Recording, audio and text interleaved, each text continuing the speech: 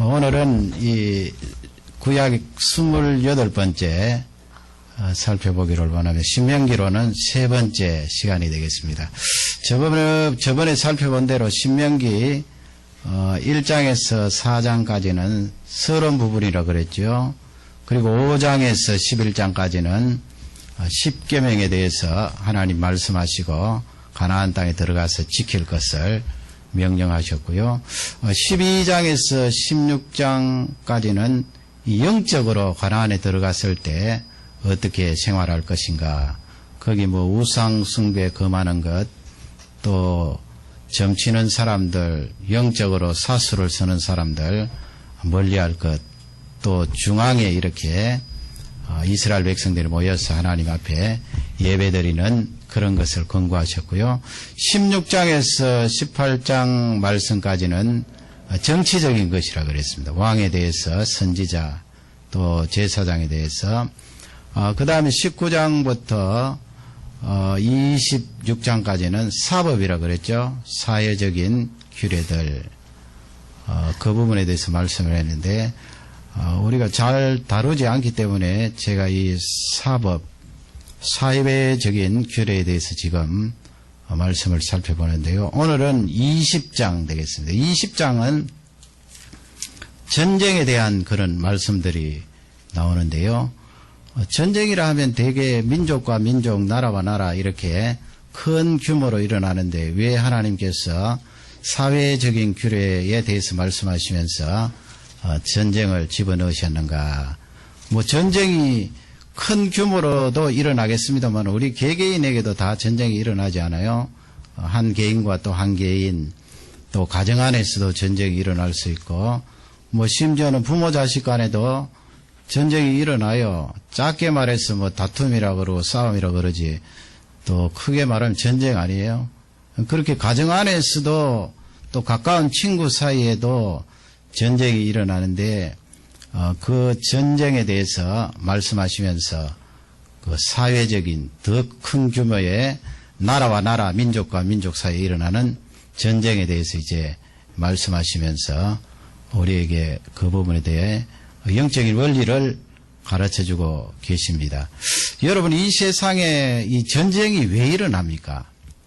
사실 지금 우리가 살고 있는 시대는 참 축복받은 시대예요. 물론 지금 우리가 사는 장소, 가까운 친척들이 있는 그 지역에는 전쟁이 일어나지 않으니까 아직 이렇게 감사할 수 있는데요. 세계 각 지역에 전쟁이 일어나고 있지만은 지금 현재 우리가 살고 있는 이 지역이나 그 한국에도 보면은 거의 60년 이상 남북으로 대치를 하고 있습니다만 전쟁은 지금 없잖아요.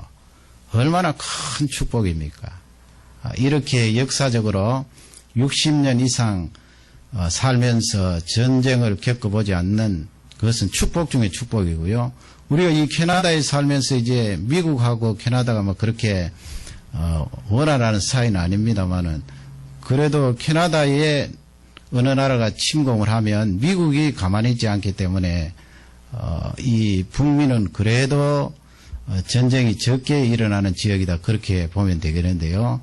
그러나 앞으로는 여러분 잘 아시다시피 이 미스터리에 있기 때문에 알 수가 없는 거예요. 탄두를 앞에 달면 거기 핵물질이라든지 그렇게 해서 장거리로 쏘아붙이면 또 큰 피해를 입을 수가 있는데 지금까지는 우리가 전쟁을 겪어보지 않고 살 수 있다는 것이 참 축복이에요.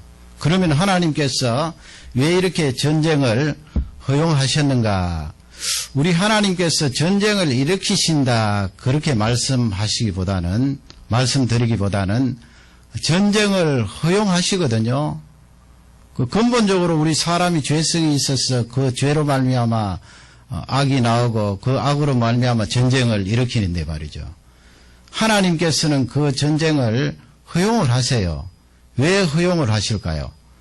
로이드 존스라는 분이 그런 세 가지로 그렇게 진단을 했습니다. 이분의 진단이 다 맞다 할 수는 없겠지만 성경에 근거해서 그렇게 세 가지 나열했는데 첫 번째는 하나님께서 우리 사람의 죄악이 극도로 올라올 때 징계의 채찍으로 전쟁을 허용하신다는 거예요. 그렇죠, 여러분. 두 번째는 이 전쟁이 일어나면 얼마나 잔인해요. 사람과 사람이 서로 해치고 생명을 빼앗고 또 연약한 어린이들, 여성들 참 큰 피해를 입게 되지 않습니까? 그렇기 때문에 이 전쟁을 보는 우리들이 사람은 참으로 죄성이 가득한 그런 존재이구나. 죄에 대해서 깨닫게 된다는 거예요. 그래서 하나님께서 허용하시고, 세 번째는 하나님께서 전쟁을 통하여 주시는 메시지는 하나님 앞으로 돌아오라는 것입니다. 전쟁의 그런 참혹한 광경을 바라보면서 하나님이 없다, 하나님을 멀리하지 말고 살아계신 하나님 앞에 돌아오라는 그런 강력한 메시지가 있다. 그분이 그렇게 세 가지로 진단을 했는데요. 우리 하나님께서 전쟁을 허용하셨다, 이 말씀을 여러분 들으면서 어떤 생각이 드시나요? 그러면 하나님께서 전쟁을 적극적으로 허용하셔서 우리 많은 사람들을 죽게 하시는가? 그것은 아니에요. 오늘 말씀에 보면 10절, 11절 보면 우리 하나님은 근본적으로 평화를 원하시고 우리 사람들 속에 평화가 넘치기를 바라시는 분이에요. 그래서 여러분 다윗을 향하여서 다윗이 하나님께 제가 성전을 지어도 되겠습니까 하니까 짓지 마라 그랬잖아요. 왜냐하면 너는 전쟁을 많이 한 피를 많이 흘린 군인이기 때문에 너의 손길을 통하여서는 성전을 짓지 않겠다. 평화의 아들 솔로몬 너의 아들을 통하여 성전을 짓겠다. 성전이라는 것은 사람과 하나님 사이에 화목이 피스가 이루어지는 귀중한 장인데 피 많이 흘린 너를 통하여서는 성전을 짓지 않겠다. 그렇게 말씀하셨는데요. 우리 하나님은 근본적으로 우리 사람들이 평화하고 안식을 누리시기를 간절히 바라시는 분이에요. 10절 말씀 우리 신명기 20장 10절 되겠습니다. 10절을 다 같이 읽겠습니다. 내가 어떤 성읍으로 나아가서 치려할 때에 그 성에 먼저 평화를 선언하라. 예. 이스라엘 백성들이 하나님의 명령에 따라 이스라엘 백성들도 우리 한국 사람들하고 비슷해요. 우리 한국 사람들도 역사적으로 이렇게 내려오면 다른 나라를 이렇게 영토 확장을 위하여 침략한 적은 거의 적잖아요. 그러나 일본 같은 나라는 얼마나 많아요. 임진왜란 같은 지금부터 약 400년 전에 그렇게 한국을 짓밟고 그때 말이죠. 기록에 보면 이 조선 사람들, 이 일본 사람들이 코를 그렇게 많이 베어갔대요. 그 베어간 코를 헤아리면서 우리가 조선 사람들을 이렇게 짓밟고 전쟁에 이겼다. 그 지독한 사람들이에요, 그 일본 사람들. 그렇게 짓밟았는데 우리 한국 사람들은 그렇지는 않아요. 그 유대 백성, 이스라엘 백성들도 그랬거든요. 자신들이 영토 확장을 위하여 전쟁을 일으키고 그렇게 잔혹하게 하지는 않았어요. 단지 하나님께서 아까 로이드 존스 목사님 말씀처럼 하나님께서 너 이스라엘 백성들을 향하여서 저 민족을 치료하실 때는 이스라엘 백성들이 일어나서 전쟁을 하거든요. 그럴 때는 하나님께서 전쟁 허용 차원에서 심판의 도구가 되어서 죄악이 가능한 그 백성들을 치는 거예요. 그 대표적인 예가 가나안 땅 아닙니까? 얼마 있지 않으면 배우겠습니다만 아모리 족속 거기에 있는 7족속들 치게 되는데 그러면 이제 전쟁을 하려고 그 성읍에 다가가는데 하나님 주시는 말씀이 10절에 보면 먼저 뭘 선언하라 그랬습니까? 평화를 선언하라 그랬어요. 먼저 다짜고짜 막 쳐들어가서 성문을 때려 부수고 사람들을 해치고 그렇게 하는 것이 아니고요. 하나님의 명령에 의해서 치러 갈지라도 먼저 그 성읍을 향하여 평화를 선언하라는 말씀. 평화를 선언하라는 말씀은 근본적으로 우리는 전쟁보다는 너희들과 화평을 이루기를 원한다. 그렇게 먼저 전쟁하지 않고 서로 화해하고 화목하게 살기를 선언하라는 거예요. 물론 여호수아가 가나안 땅에 점령할 때는 그건 해당이 안 돼요. 그건 하나님께서 가나안 땅에 있는 우상 섬기고 철저히 부패한 그 백성들을 심판하시려고 멸절시키라 그랬고요. 그 외에는 이렇게 먼저 가서 평화를 선언하라 말씀했어요. 그러니 여러분, 우리 하나님께서 전쟁은 허용하시지만은 근본적으로 하나님의 중심은 평화를 사랑하시고 우리 사람들이 평강을 누리며 살도록 바라시는 거예요. 11절 말씀을 다 같이 읽겠습니다. 그 성읍이 만일 평화하기로 해답하고 너를 향하여 성문을 열거든 그 온 거민으로 내게 공을 바치고 너를 섬기게 할 것이요. 예. 이제 성읍의 사람들이 이스라엘 백성들의 음성을 듣고, 그래, 우리 전쟁하지 않고 평화하겠노라 하면서 성문을 활짝 열면 그 사람들을 해치지 말고 다시 그 사람들과 지내면서 단지 그 사람들이 이스라엘을 섬길 수 있도록 그렇게 하라.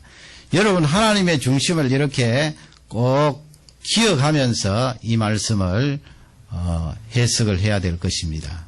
평화를 원하시는 하나님, 그러기에 예수 그리스도를 우리에게 보내주셔서 하나님과 우리 사이에 화목이 이루어졌고 영원한 평화를 누리게 된 것입니다. 그러면 오늘 이 전쟁이 21세기 살아가는 우리들에게 무슨 이 말씀이 의미가 있습니까? 우리가 그런 말씀을 하잖아요. 성경에도 있고 하나님의 백성은 이 세상에 살아가는 것이 영적인 전쟁이다 그러죠. 영적인 전쟁이죠. 영적인 전쟁이라고 하니까 너무 좀 개개인에게는 거창한 생각도 들지 않아요. 영적인 전쟁임에도 그래서 조금 더 쉽게 우리가 생각하면 하나님의 백성이 이 죄악 많은 세상에 어떻게 살아갈 것인가. 죄악 많은 세상에 살아가는 인생살이에요. 하나님 백성답게 살아가는 인생살이. 세 가지로 이제 이 전쟁에 대한 규례를 통하여 살펴보기를 원합니다. 첫 번째 주시는 메시지는 이 신명기 전체 타이틀처럼 히브리 타이틀이죠. 그 말씀이에요. 그 말씀. 전쟁하고 여러분 그 말씀하고 관계가 있나요? 그러나 우리가 하나님 백성이 영적 전쟁을 하면서 이 세상 속에 인생살이를 살아가는데 그 말씀은 대단히 중요하지요. 2절 말씀 한번 보세요. 우리 2절 말씀을 다 같이 읽겠습니다. 너희가 싸울 곳에 가까이 가거든 제사장은 백성에게 나아가서 고하여. 거기 제사장이 나와요. 전쟁하는데 싸울 곳에 이제 성읍에 가까이 나가면 제사장이 있어요. 요즘식으로 말하면 조금 다릅니다만은 군목, 군종보다는 군목, 신학을 전공하고 안수받은 군목. 그러나 그때 제사장은 지금 군목하고는 다르고요. 이 제사장이 하는 역할이 대단히 중요한데 이스라엘 백성들의 그 기록을 보면 전쟁에 나가는 제사장들은 대단히 존경을 받았고 권위가 있어요. 대제사장이 있고 그 다음에 제사장들이 있잖아요. 제사장들도 그 하는 사역이 여러 가지거든요. 전쟁에 나가는 제사장들은 대제사장 다음으로 존경을 받고 그 권위를 부여했다는 기록이 있습니다. 그렇지 않겠어요? 전쟁하러 나가서 이 제사장들이 하는 역할이 있으니까 중요한 역할이고 그 군사들에게 영향을 많이 미치기 때문에 그렇게 권한을 부여한 거예요. 3절 말씀을 다 같이 읽겠습니다. 무엇을 하는가? 3절입니다. 그들에게 이르기를 이스라엘아 들으라. 너희가 오늘날 너희의 대적과 싸우려고 나왔으니 마음에 겁내지 말며 두려워 말며 떨지 말며 그들로 인하여 놀라지 말라. 예, 제사장이 뭘 합니까? 지금 싸움 가까이 다가가서 전쟁을 하려고 하는데 그 전에 이 제사장이 이스라엘 백성들에게 말씀을 전하는 거예요. 말씀. 하나님의 말씀. 그러니 전쟁하는 이스라엘 백성들에게 필수적으로 있어야 될 것이 칼이나 창이나 활보다 더 앞서 중요한 것이 그 말씀이라는 거예요. 그 말씀. 여러분 그 말씀의 내용이 무엇입니까? 거기 3절에 보면 그 두려워하지 말고 겁내지 말고 떨지 말고 마음을 든든히 하라 그 말씀 아니에요. 그래서 이스라엘 백성들이 그 말씀을 받아 먹고 그 말씀으로 무장하고 전쟁에 나가는 거예요. 이것은 하나님의 백성이 영적인 전투를 하는데 이 세상 속에 죄악 많은 세상에 세상살이를 살아가는데 중요하고 또 중요하고 중요한 것이 그 말씀이라는 거예요. 그 말씀. 그 말씀의 핵심이 우리를 향하여 주시는 핵심이 뭐예요? 너 이 세상, 죄악 많은 세상, 무시무시한 세상, 악한 사단이 우리를 삼키려고 어른거리는 이 세상, 그렇지만은 겁내지 말고 두려워하지 말고 떨지 말고 마음을 굳게 하고 단단히 마음을 먹어라, 이 말씀이에요. 이번 주에 제가 전도하려고 어떤 부부를 만나는데 너무 힘들어하는 거예요. 힘들겠죠, 여러분. 우리 예수님 믿는 사람, 말씀을 이렇게 자주 받는 사람도 세상 사는 것이 힘든데 그 하나님 없이 말씀이 없는 사람들이 얼마나 힘들까요? 그 힘든 것을 제가 가만히 들었는데 계속 네 분이 이야기하는 거예요. 들으면서 저는 그렇다, 참 힘들겠다. 말씀을 듣고 말씀으로 무장한 우리도 힘들고 힘든데 이 양반들은 얼마나 힘들까. 그래서 절대적으로 이 사람들에게 복음이 필요하고 그 영혼이 하나님 앞으로 돌아와야 되고 하나님 말씀이 들어가야 되겠구나 철저히 느끼고 또 느낀 거예요. 3절 지나고 4절 말씀을 다 같이 읽겠습니다. 너희 하나님 여호와는 너희와 함께 행하시며 너희를 위하여 너희 대적을 치고 너희를 구원하시는 자니라 할 것이며. 예, 함께 하신다 그랬지요. 너희를 위하여 치고 하나님이 싸우신다는 말씀이고 그리고 너희들을 건져내시리라, 구하시리라. 이건요, 몇천 년 전에 이스라엘 백성들 가나안 땅에 들어가기 전에 주신 말씀이지만은 인생 살아가는 우리 하나님 백성들에게 동일하게 주시는 말씀이에요. 하나님께서 나와 함께 하시고 하나님께서 나를 위하여 싸우시고 너희들을 건지시리라. 왜 내가 얼굴이 자꾸 힘들어지고 내 얼굴에 웃음이 사라지고 내 마음속에 기쁨이 사라지는가? 그건 절대적으로 하나님 말씀이 내 속에 풍성히 들어와서 차있지 않기 때문에 그래요. 그러니 사도 바울은 우리를 향하여서 늘 웃으라고 말씀하잖아요. 기뻐하라. 항상 기뻐하라. 또 기뻐하라. 또 기뻐하라. 이것이 하나님을 향한 우리의 행동이요, 하나님이 우리에게 원하시는 하나님의 뜻이라고 말했어요. 하나님 아버지, 하나님의 뜻이 무엇입니까? 동쪽으로 갈까요? 서쪽으로 갈까요? 그건 묻는 것도 중요하겠지만은 하나님의 뜻을 이미 우리에게 알려주셨어요. 너 기쁘게 살아라. 웃으면서 살아라. 우리 웹사이트에 제가 그 신바람 박사, 황수관 박사 간증 하나 올려놨는데 한번 들어보세요, 여러분. 그렇게 기쁘게 살아야 돼요. 하나님의 말씀이 내 속에 꽉 차면 우리가 환경이 어렵고 해결되지 못한 문제들이 많을지라도 기뻐하지 않을 이유가 어디 있나요? 하나님의 말씀이 그렇게 말씀하잖아요. 내가 너희들과 함께 하겠고 너희들을 위하여 싸우겠고 너희들을 건져내시리라. 우리 영혼도 건져주신 그 하나님께서 우리의 어려운 문제도 해결해 주신다는 말씀이에요. 그래서 하나님 아버지, 하나님의 뜻은 나 자신이 기쁘게 사는 것 아닙니까? 그래서 오늘도 기쁘게 살고 활짝 웃겠습니다. 제가 말이죠, 이 설교를 하면서 늘 참 마음속에 딜레마가 있는데 좀 이 유머를 제가 준비를 하고 그런데 막상 설교를 하려고 그러면 그게 안 돼요. 안 된다는 게 하나님 앞에 죄송한 거예요. 그런데 어떤 분들 설교 들어보면 그렇게 설교 중에 웃기는데 저는 준비해 왔어도 막상 그것을 하려고 그러면 계속 이렇게 나가는데 너무 하나님 앞에 죄송한 거예요. 이렇게 짧은 시간 안에 성도들이 집중해서 듣는데 좀 웃지 않더라도 하나님의 말씀을 그냥 쫙 전하는 것이 나겠다. 그래서 이렇게 지나칠 때가 많은데 사실은 말씀을 들으면서도 좀 웃고 그렇게 할 필요가 있어요.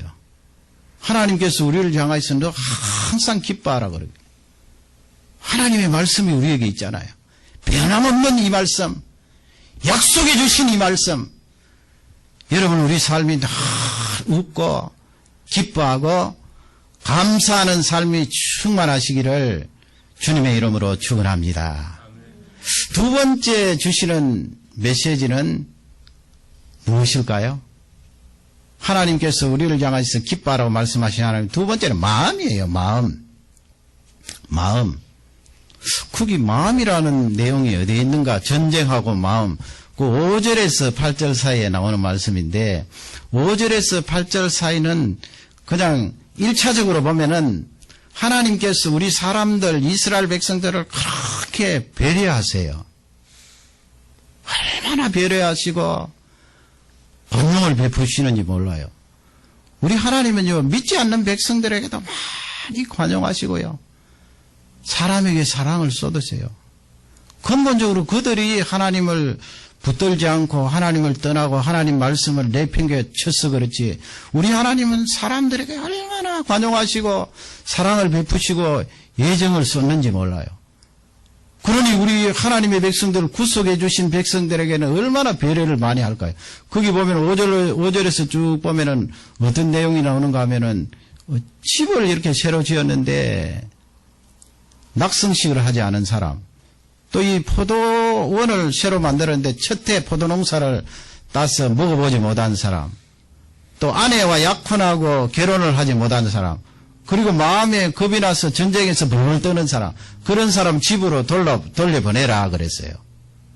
그러니 여러분, 하나님께서 옛날 전쟁에는 숫자가 필요하잖아요. 많으면 이기는데 우리 하나님은 그런 사람들 다 집으로 돌려보내라. 그러니 사람을 향한 그 관용과 배려가 풍성하신 하나님이에요. 내가 생각하고 상상하는 수만 배 이상으로 하나님은 나에게 관용을 베푸시고 배려를 하시거든요. 그러면 하나하나 한번 살펴보도록 하겠습니다. 하나님의 사랑과 관용, 그 1차적인 것 말고 우리 하나님께서 전쟁할 때 그렇게 돌려보내게 하신 다른 영적인 원리가 거기에 있거든요. 그걸 찾아야 돼요. 5절 말씀을 다 같이 읽겠습니다. 5절입니다. 유사들은 백성에게 고하여 이르기를 새 집을 건축하고 낙성식을 행치 못한 자가 있느냐? 그는 집으로 돌아갈지니 전사하면 타인이 낙성식을 행할까 하노라. 아멘. 새 집을 지었어요. 낙성식이라는 것은 하나님 앞에 감사하고 기뻐하면서 하나님이 이렇게 새 집을 주셔서 감사합니다. 하나님 앞에 감사 예배 드리는 거 말이에요. 그 전쟁이 이제 일어나서 전쟁에 나가야 되는데 그런 사람이 있었어요. 군인 중에. 집을 새로 지었는데 갑자기 전쟁이 일어나니까 이제 차출이 되어서 전쟁터에 나가야 되는데 아직 낙성식을 못했어요. 그러면 하나님께서는 그런 사람을 다시 돌려보내라 그랬어요. 그 다음에 6절 보세요. 6절을 다 같이 읽겠습니다. 포도원을 만들고 그 과실을 먹지 못한 자가 있느냐? 그는 집으로 돌아갈지니 전사하면 타인이 그 과실을 먹을까 하노라. 아멘. 농부들이 가나안 땅에 들어가서 포도나무를 심고 울타리를 만들고 첫해 포도농사를 지어서 그 까만 포도가 주렁주렁 달려있는데 그거 따먹어 보기 전에 전쟁이 일어난 거예요. 차출이 된 거예요. 그런 경우에는 다시 돌려보내라. 그 다음에 7절입니다. 다 같이 읽겠습니다. 여자와 약혼하고 그를 취하지 못한 자가 있느냐? 그는 집으로 돌아갈지니 전사하면 타인이 그를 취할까 하노라 하고. 아멘. 약혼했어요.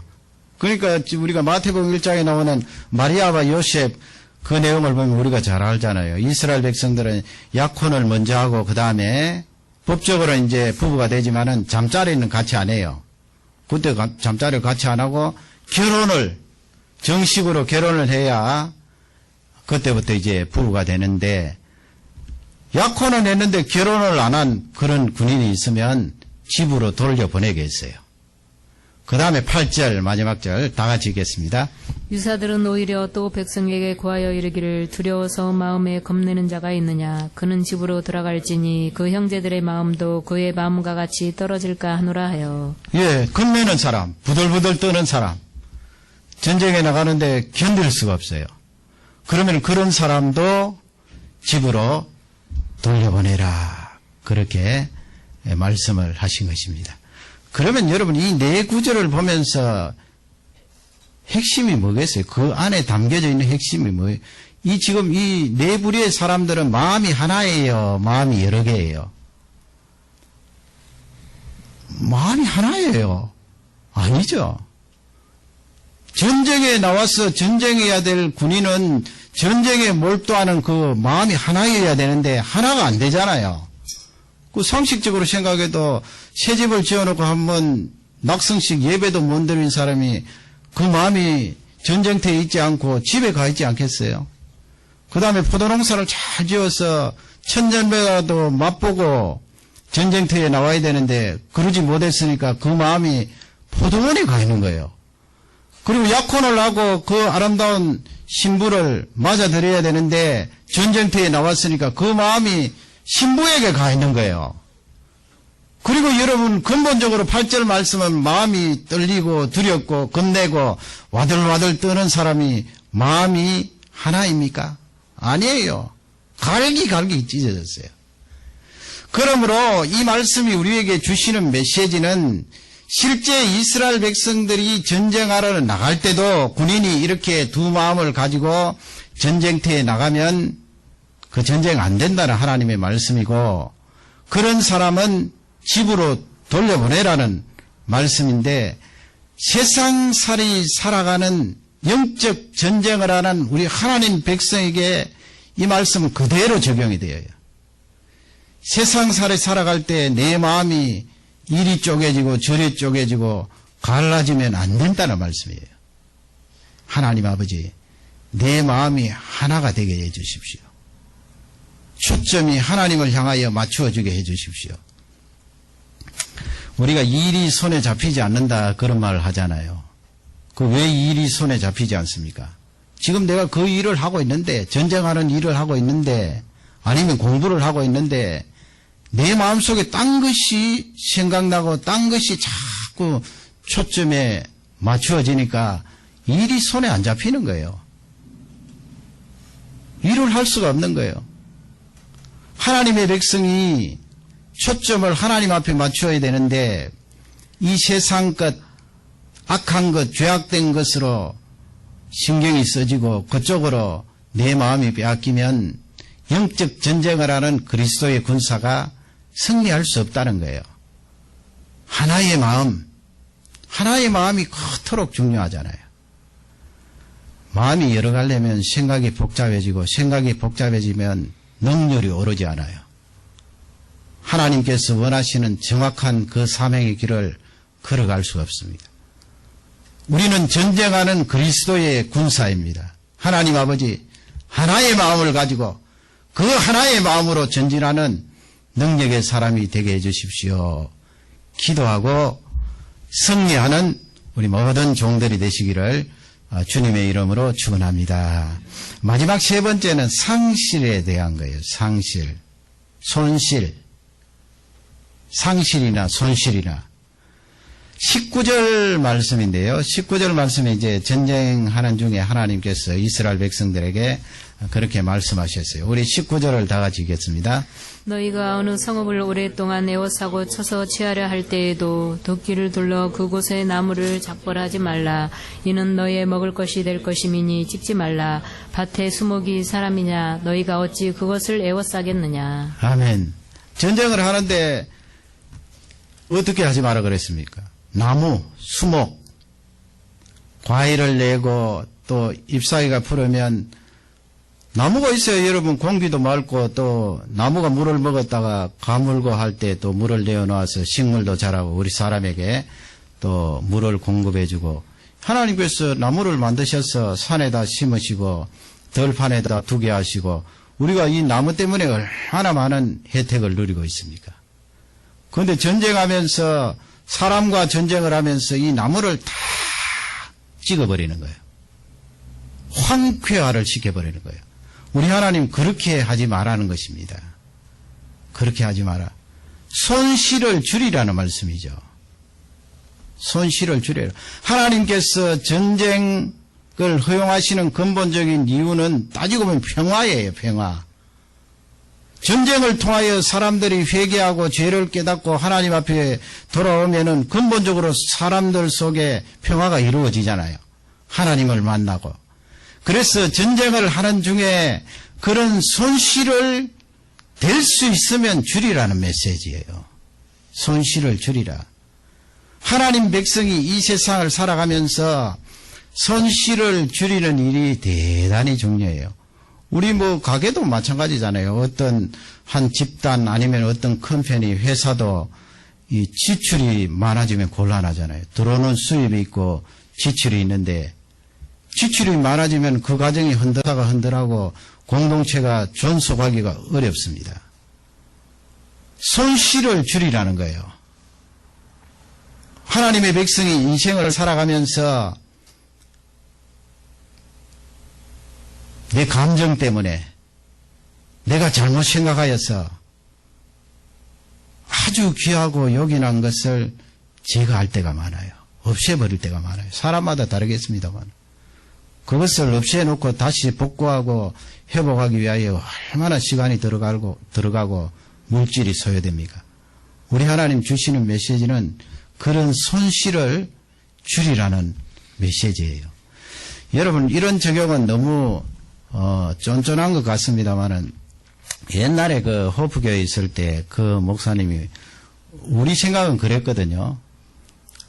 될 수 있으면 뜨거운 물도 줄이고 또 이 전기를 써야 되니까 말이죠. 기계를 돌리고 해야 되니까 설거지를 안 하고 그러니까 일반 우리가 먹는 그런 플라스틱 그릇이라든지 쇠 그릇을 사용하지 않고 스티로폴로 만든 그 쟁반 화학품이잖아요. 쟁반을 이제 사용해서 계속해서 음식을 먹고 하니까 그분이 그러더라고요.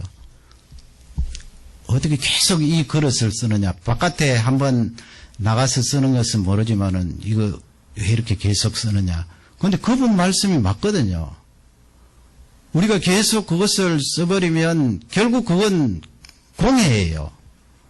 이 지구의 오염을 작지만은 가중시키는 한 부분이거든요. 이것도 여러분 지구 전체 환경을 생각하면 손실을 줄이는 거예요.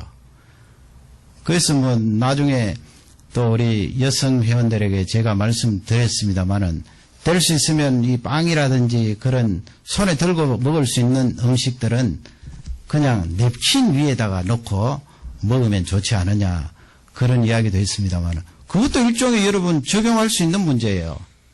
이 지구의 환경을 생각하면 손실을 줄이는 거 아니에요. 뭐 우리 교회 몇 명 되지도 않는데 굳이 그것까지 생각해야 되느냐. 아니에요. 다 그렇게 생각하면 온 지구가 공해로 휩싸이게 되고 이런 기후라든지 환경에 큰 어려움을 당하게 되는데 손실을 줄이라는 하나님의 메시지예요. 하나님께서 이 지구를 완전히 없애버리시고 종말에 하나님의 나라를 이루실지 아니면 이 지구를 지금보다는 다른 새로운 환경으로 바꾸셔서 하나님의 나라를 이루실지 그것은 우리가 모릅니다마는 잘 알 수 없어요. 그러나 이 두 가지 중에 하나인데 예수님 재림하실 때까지 우리는 이 지구라는 귀한 별 위에 살아가니까 그런 공해에 대한 손실도 줄여줄 의무가 우리에게 있거든요. 그것이 하나님께서 우리에게 요구하시는 귀한 메시지예요. 손실을 줄이라는 거예요. 전쟁한다고 그냥 사람하고 싸워서 평화를 다시 찾고 이루면 되지 왜 산에 있는 나무를 찢고 그 나무가 열매를 너희들에게 주고 그 나무가 푸르면 공기를 맑게 하고 그 나무가 너희들에게 물도 공급해 주고 얼마나 유익한데 자꾸 그렇게 손실이 일어나는 짓을 하느냐. 나무를 찍지 마라. 하나님께서 그런 귀한 말씀을 주셨습니다. 종말에 살아가고 문명이 찬란한 이 시기에 살아가는 우리는 이 지구의 환경도 생각하고 어쩌면 그런 부분에는 지나치리만큼 이 환경을 생각하는 캐나다에 사는 것이 복된 것 아니에요? 너무 우리가 그 부분에 저항하지 말고 여기에 몸을 닫고 살고 있기 때문에 같이 협력하고 하나님의 말씀이 그렇게 되어 있잖아요. 지구를 더 사랑하고 환경 오염에 대해서 또 우리가 염두에 두면서 살아가야 될 것입니다. 하나님께서 이 전쟁의 메시지를 통하여 너 개인의 삶이나 가정의 삶이나 공동체의 삶이나 손실을 줄이도록 해라. 괜히 쓸데없이 에너지를 낭비하여서 거기에 손실을 주고 그 손실 때문에 다시 제2, 제3의 에너지를 사용하여 시간 낭비하고 물질 낭비하지 말고 미리 손실을 줄여서 하나님의 백성답게 살도록 하라. 그런 메시지입니다. 오늘 이 말씀이 인생살을 살아가며 영적 전투를 하는 우리 모두에게 축복이 되기를 주님의 이름으로 축원합니다. 우리 다 같이 기도하시겠습니다. 말씀을 생각